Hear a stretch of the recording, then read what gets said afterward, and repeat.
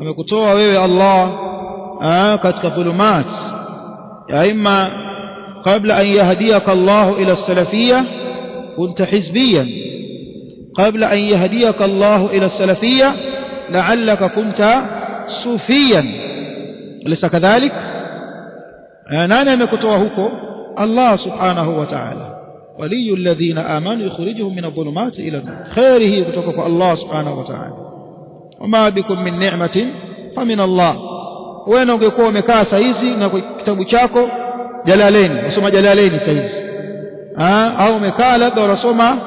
kitabu cha kitablighi fadailul a'mal au wewe umekaa saizi darasani unasoma nini wasoma kitabu gani cha bid'a cha batil wasilatu shafi au Barazanji